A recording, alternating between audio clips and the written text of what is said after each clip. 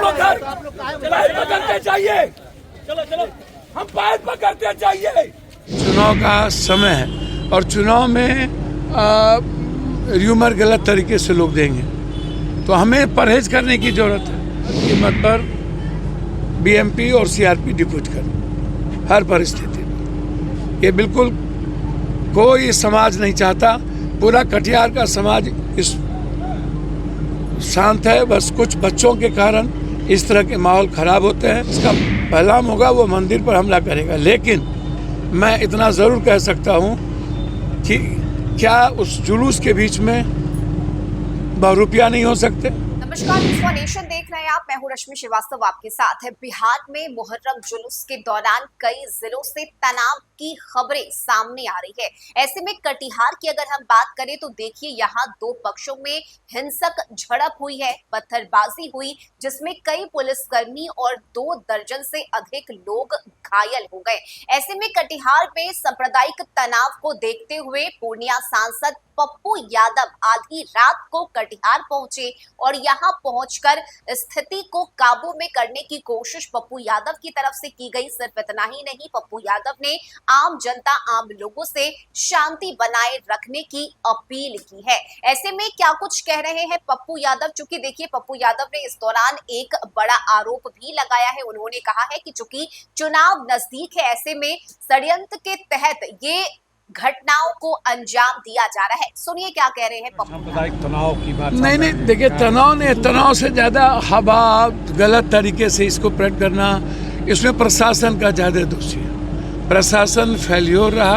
प्रशासन को जितना यहाँ कटिहार में मुहर्रम में फोर्स डिफ्यूट करना चाहिए, वो उसका अभाव रहा। एक दूसरी चीज़, हम जानते हैं कि चुनाव का समय है और चुनाव में र्यूमर गलत तरीके से लोग देंगे, तो हमें परहेज करने की ज़रूरत है। पूजा मेरी है, आस्था मेरी है, तो हमको ज़्यादा परहेज करना पड़ेगा।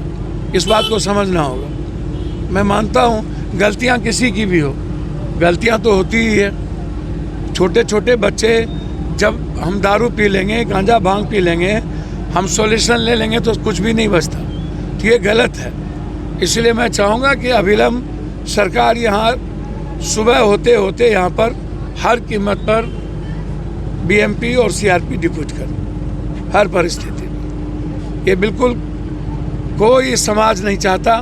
पूरा कटिहार का समाज इस शांत है, बस कुछ बच्चों के कारण इस तरह के माहौल खराब होते हैं। और इसमें कुछ नेता लोग, कुछ जो नए संगठन हैं, उस संगठन में कुछ लोग अपनी नेतागिरी चमकाने के लिए ऐसे समय का इंतजार करते हैं और उसका इस्तेमाल करते हैं। मंदिरों पर भी हमले हुए हैं जी, मंदिर पर हमले हुए हैं। सर, मुझे नहीं लगता कि जिसका परिणाम होगा वो मंदिर पर हमला करेगा, लेकिन मैं इतना ज़रूर कह सकता हूँ कि क्या उस जुलूस के बीच में बहुरूपिया नहीं हो सकते, गलत आदमी नहीं हो सकता?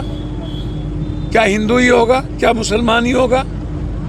यदि हमें माहौल खराब करना है और हमें तनाव पैदा करना है, मैं जितना समझता हूँ इस दुनिया को, चाहे वो सनातन हिंदू का पूजा हो, चाहे मुस्लिम का, चाहे सिख का, जब कोई पर्व होगा तो मेरा मानना है कि उस पर्व में 95% लोग ऐसे होते हैं जो अपने पर्व को शांति तरीके से निकालना चाहते हैं। क्या अपील करना चाहेंगे सर?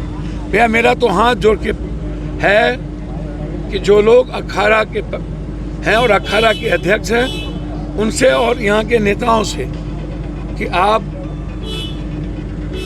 कटिहार के अमन के लिए सब लोग मिलकर इस चीज़ को शांत करें।